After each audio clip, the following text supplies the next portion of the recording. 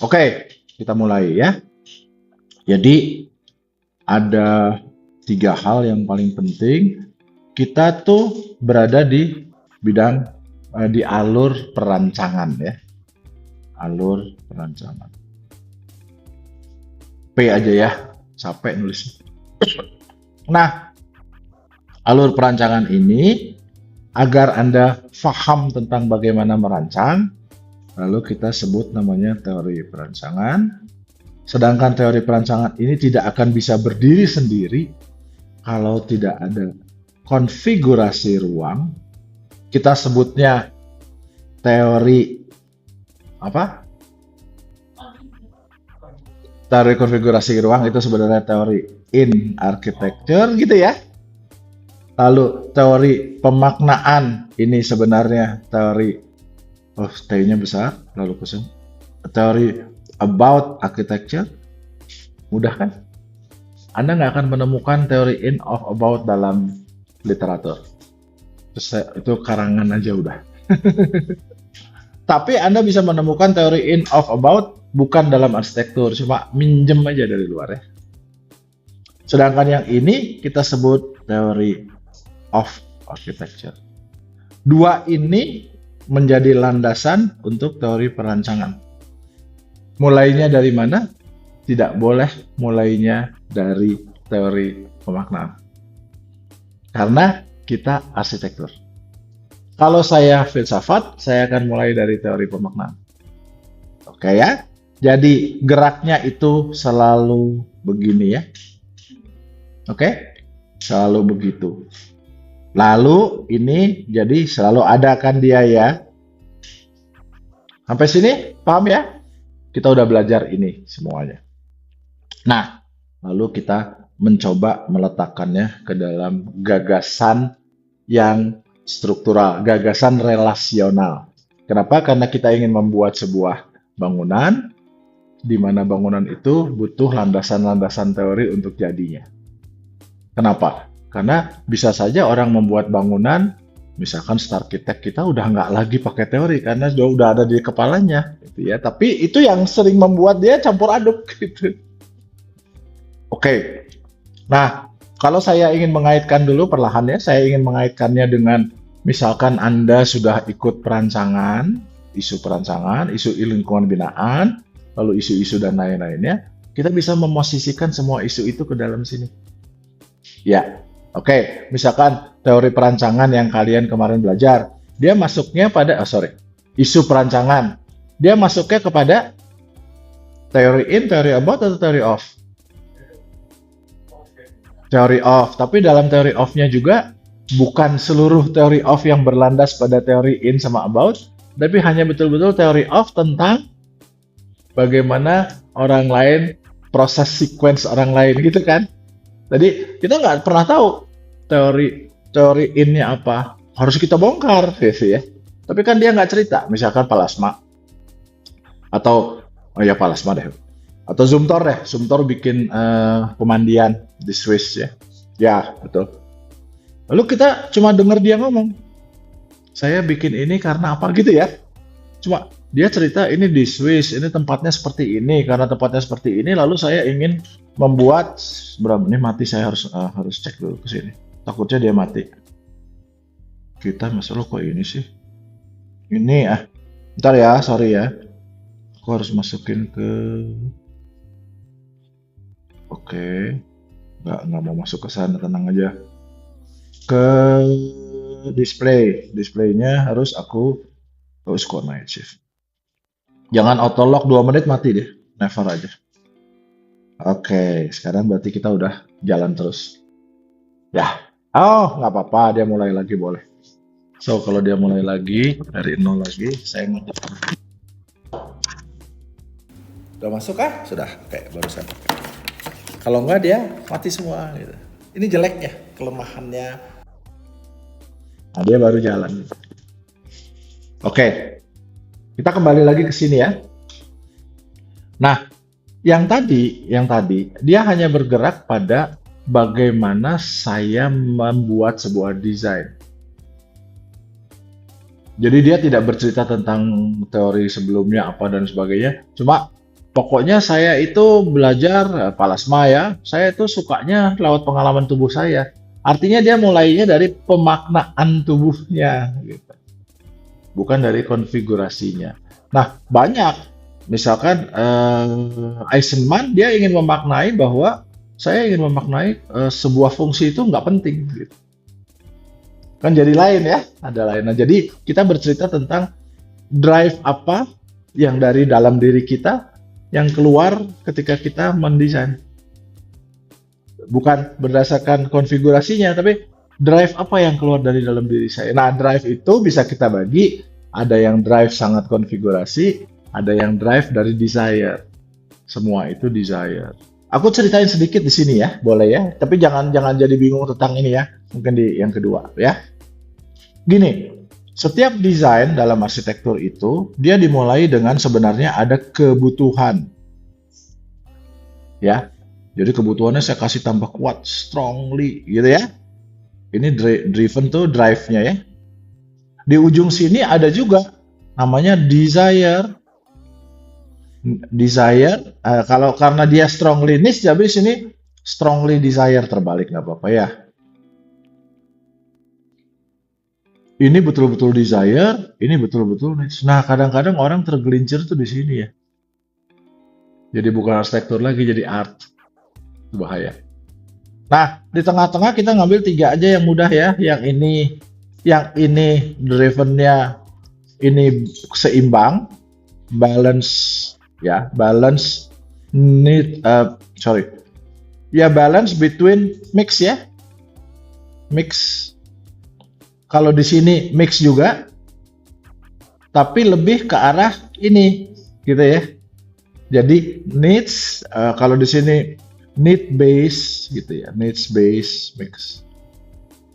Yang di sini desire, lebih dekat ke desire, tapi masih mix. Gitu. Kalau ini udah strongly desire. Jadi ini dekat ke sini, ini dekat ke sini, ini tengah-tengah. Oke ya. Nah, berdasarkan ini saya bisa cerita, oh Frank Lloyd Wright adanya di sini, gitu ya. Nah, tapi gimana caranya cerita bahwa di sini Eisenman, di sini Frank Lloyd Wright, di sini Hadid, misalkan ya. Gimana caranya? Nah, tadi kita menggunakan teori konfigurasi ruang dan teori ya, ada 2 ya. Teori in, boleh saya sebutnya itu ya, teori in dan teori about. Kalau di sini dia mulai teori about-nya full. Di sini teori in-nya full. Oke. Di sini teori in-nya, teori about-nya 50 50 gitu ya. Kalau kita bicarakan dengan angka, di sini teori in-nya 75, teori about-nya 25. Sebaliknya di sini 75 teori about-nya, teori in-nya 25. Kalau mau lebih tajam lagi, kita jelaskannya dengan SOTH. Gitu ya. Saya jelaskan dulu gini ya. Tahu SOTH? Sequence, Orientation, Threshold, Hierarchy. Kita belajar sama-sama ya. Ini full, ini justru hilang. Di sini cuman sisa 1. Bobas, sisa satunya yang mana? Katakanlah sisa satunya itu S-nya, ininya hilang. Di sini sisa 2, katakanlah yang hilang itu SO, gitu ya. Di sini cuma 1, S3. Jadi katakanlah yang yang adanya SO, di sini S, di sini SO, di sini adanya 3. Gitu. Kebayang? Mudah ya? Oke. Balik lagi ke sini ya. Nah, kita dapatnya belakangan. Jadi kita tidak membuat yang tadi. Kita itu yang tadi itu membaca. Tapi kita boleh mau dari sana. Gitu, ya. Oke. Ini udah dapat. Nah, gimana caranya sebenarnya ketika kita ingin membaca ini nih? Tadi saya lihat bingungnya semua pada di sini. Di titik itu. Yuk kita lihat dulu ya sama-sama. Paling mudah aku ngambil dari punya Jihan dulu ya. Oke. Punya Jihan tuh kenapa? Karena sangat kuat. Jadi kalau saya boleh membuat sebuah pre ya, belum jadi ya, pre-bubble envelope, belum ada envelope-nya, belum ada fasadnya, tapi saya membuat pre-bubble-nya. Gimana sih sebenarnya SOTH-nya? Ini gede, ya kotak lah boleh gitu ya, tapi kotak belum ada bentuknya ya, bebas ya. Lalu di sini ada wudhu gitu ya, di samping sini ada wudhu misalkan. Di sini ada entry-nya, di sebelah sana ada wudhu lagi. Kan seimbang kan? Jadi ini, terus ini harus lebih besar daripada wudhu, ini, lalu di sini ruang besarnya. Ini yang harus kelihatan dari luar. Kebayang ya? Belum ada artikulasinya. Artikulasinya itulah bagaimana arsiteknya. Keinginan dia atau mau dari sini. Saya nih artikulasinya, saya mau artikulasinya ikutin ini. Oke? Kalau gitu saya bikinnya, saya mau ikutin ini, saya bikinnya ke sana gitu ya. Artikulasinya ikut nih. Sehingga lalu langsung kelihatan ini entry-nya gitulah ya. Ini wudhunya di sini. Nih artikulasi dalam kelihatan keluar. Tapi saya nggak mau bikin gitu. Ya. Saya artikulasinya kan bounded freedom kan. Kalau bounded itu dia berarti masih berada di sini. Ini freedom kan? Freedom, tapi bound ke sini, keterikat di sini. Sedangkan di sini totally freedom, itu yang bahaya kan? Tapi banyaknya di situ justru. Oke, lalu saya bilang nggak mau saya mau freedom. Freedom bener ya? Saya bikin masjid saya, misalkan saya bikin kotak gini, kan saya udah nggak peduli tuh. Kalau kotak kan arah orientasinya nggak jelas kan? Kalau begini orientasinya jelas ke sana ya? Ini enggak kotak. Lalu kotaknya saya tarik di sini ada gundukan, sini ada gundukan 2, sini ada gundukan, jadi bentuknya bisa gitu ya. Kebayang nggak?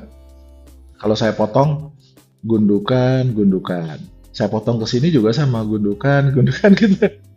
Jadi kelihatannya ada gundukan lagi di sana gitu ya. Ada 4 gundukan. Kebayang nggak? Saya bergerak dari. Nah, ini yang saya sebut, ini freedom saya. Tapi di dalamnya masih ada nggak sekarang mihrabnya? Mihrabnya juga udah nggak ada. Oh ya udah hilang. Tapi masih ada mihrabnya ya boleh. Masih boleh, tapi kan Anda susah dibaca. Kenapa? Lah saya mau baca dari sini, baca dari sini, baca dari sana, baca dari sana. Semua sama. Masjid boleh nggak gitu?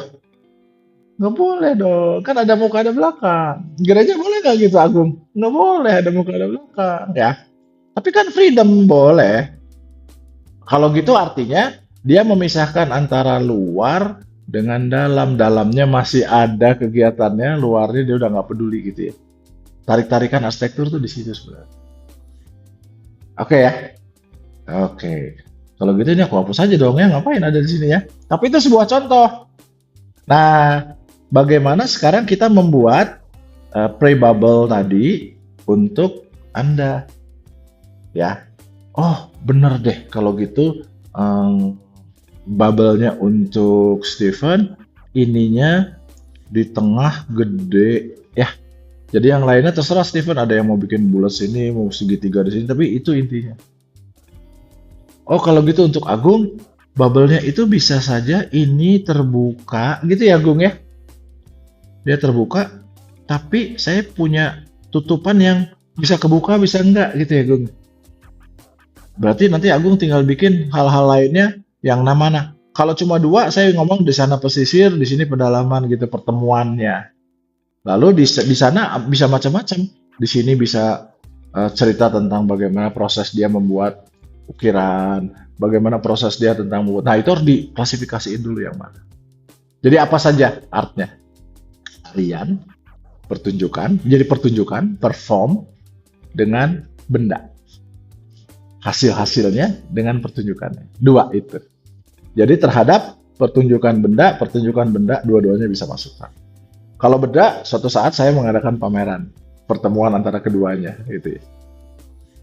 Gitu. Jihan udah pasti Jihan ya, linear, udah pasti. Jadi berarti Jihan linear nih, ini punya Jihan sini ya, linear lah Jihan ya, geraknya gitu ya. Nggak ada lagi tuh masjid memusat. Boleh nggak masjid memusat? Boleh, tapi dia berada pada bukan yang needs driven, berarti mix atau desire. Udah, cuma itu doang. Nah, sekarang barulah kita masuk pada yang ini ya. Gitu ya. Maunya gimana? Saya mau pakai Venom untuk semua juga bisa. Saya mau pakai non-Venom, saya mau pakai pendekatan tadi ya, proses ya. Saya mau pakai pendekatan digital untuk semua juga bisa. Atau saya mau pakai pendekatan banyak ya, Venom, struktur, gitu, strukturalis, bisa juga. Gitu ya. Nah, lalu kita kan memilih nih. Kalau untuk masjid ini apa ya? Oh, ini pengalaman kita sendiri, pengalaman tubuh, bukan struktur. Oke.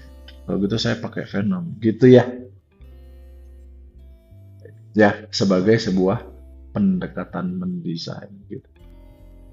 Oke. Nah, kalau misalkan sekolah arsitektur, oh saya pakai yang rasional dong, positif, saya pakai ini.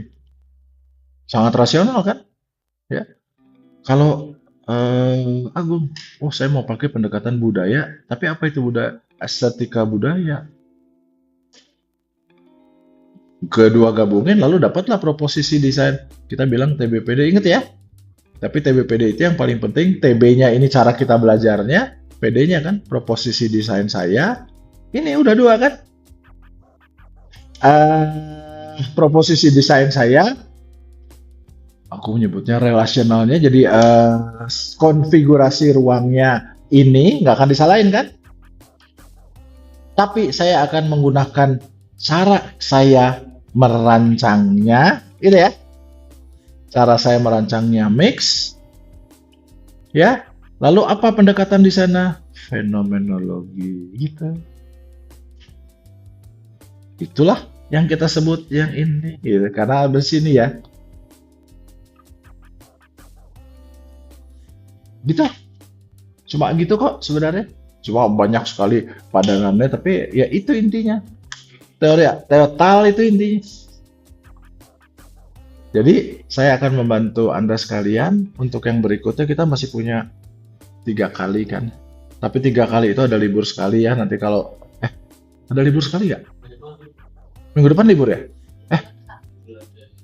Idul Adha kan hari Rabu. Kamis masuk, betul. Yang nanti yang liburnya yang minggu depannya kalau nggak salah ya. Tapi nggak apa-apa, kita tetap 4 kali. Aku bikin tetap 4 kali. Aku nanti minta save, saya akan minta nanti kita zoom sekali ya. Kalau minggu depan yang libur hari Rabu. Kalau minggu depannya lagi yang libur hari Kamis. Oh nggak ada? Oh jadi berarti nggak ada ya? Kita aman 4 kali ya? Oke, beres. Sip. Gini jadinya. Nah 4 kali itu mari kita rampungkan semua ini sampai ujung. Ya. Jadi nanti kalau ditanya Jihan, udah belajar teori arsitektur lanjut, apa yang dipelajari? Kenapa saya mengajarnya perlahan-lahan satu-satu bukan urutannya? Supaya lebih memahaminya. Gitu ya. Karena nggak mungkin saya menjelaskan dulu teori in architecture karena Anda udah mulai mendesain gitu ya. Nah, kelemahan kita ialah karena kita sering menyampurkan antara sebuah teori dengan levelnya ya. Ini problem sekali kelemahan. Gato, yang namanya gato tuh itu. Jadi Agung, yang namanya gato itu ya, ini gato ini bahasa Jawa sebenarnya. Tapi lalu sudah dinasionalisasikan belum ya? Belum ya, gato. Gato tuh gini. Di sini ada level 1. Sini ada level 2, ada level 3, level 4, level 5. Yang ini level tentang segala sesuatu hakikat, misalkan ya.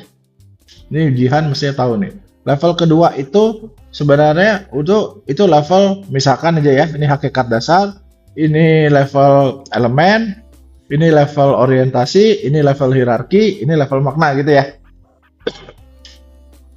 Yang namanya gato tuh gini, 1 digabungkan dengan 2 atau 2 digabungkan dengan 4. Jadi pertanyaan-pertanyaan yang harusnya ada di sini dia tanyakan di sini, kan salah jadinya. Sebenarnya gato tuh itu.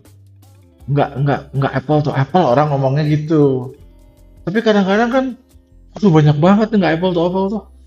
Ketika saya misalkan saya bilang bahwa yang namanya law of attraction, itu sebenarnya science. Wah, itu udah beda banget. Law of attraction itu tidak pernah bisa dibuktikan di dalam epistemologinya. Itu bukan science. Kalau science semuanya bisa dibuktikan. Tapi lalu saya bilang, nggak bisa loh. Sebenarnya kalau kita membuatnya dari paradigma bahwa itu bukan positivism, nggak bisa loh. Tar dulu, kan gue ngomong di sini, bukan ngomong yang ini, gitu kan?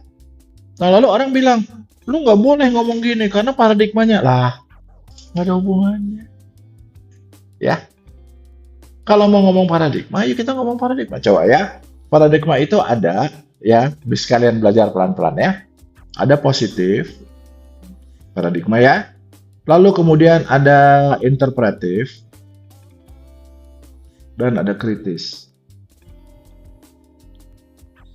Perhatiin ya. Lalu di bawah paradigma itu ya ada yang namanya onto, ini onto. Lalu kemudian di sini ada epistem, cara mendapatkan pengetahuan. Di sini ada pendekatan. Lalu kemudian ada metode. Nah, ketika Jihan sama saya ngobrol ini di sini ya Jihan ya, di metode, tiba-tiba Jihan bilang nggak boleh. Kok coba kalau pakai yang ini, pakai yang interpretif, kan boleh? Nggak bisa. Nggak bisanya kenapa? Karena setiap paradigma yang berbeda, cara melihatnya berbeda, tetap harus ada pengujiannya. Saya nggak bisa bilang pengujian yang tentang agama tadi, perasaan, dengan pengujian angka, numerik, ya, itu samanya levelnya pengujian. Tapi kalau ya nggak bisa dong, karena ontologi kan kepercayaan, yang satunya bukan, nah nggak bisa digabungkan, gitu, ya. Orang tuh suka kayak gitu. Dalam pertanyaan kamu hati-hati seperti itu aja. Kalau ada orang bertanya kayak gitu, ntar dulu, ibu, bapak, apakah levelnya sama nggak? Ibu, bapak bertanyanya pada level yang mana ya? Gitu. Itu kekeliruan kita banyak sekali. Saya melihat banyak sekali kekeliruan dan saya coba meluruskan aja. Ketika Anda ngomong tema misalkan, nah gini, ketika Anda ngomong tema dengan proposisi desain, beda nggak? Beda kan? Tema itu menjawab fungsi dulu, habis fungsi tema kan? Tema menjawab, menjabarkan fungsi itu konteksnya di mana gitu ya. Proposisi desain menjawab apa? Oh nggak bisa dong disatuin. Tapi kalau dari tema, oh nggak bisa gitu ya. Proposisi desain kan ada 10 ya, TBPD ya. Itu levelnya yang berbeda. Jangan nanti kamu campur-campurin levelnya. Kalau ada orang bertanya pun, kamu ngobrol, oh pertanyaan Bapak tuh pada level ini, saya menerangkan ini. Gitu. Oke ya, itu namanya science, itu namanya keilmuan abstrak. Nah kita paling suka mencampur-campur. Tadi teori about, lalu dicampurkan dengan teori konfigurasi, beda kan? Ketika tadi Jihan ngomong, saya mulai dari sakralitas. Taruh dulu, sakralitas itu bukan teori in, itu teori makna gitu ya. Beda ya Jihan ya? Ketika Jihan bilang hablum minallah, hablum minallah, itu berada area pemaknaan. Jadi kita nggak bisa mulai konfigurasi dengan itu. Gitu. Oke ya?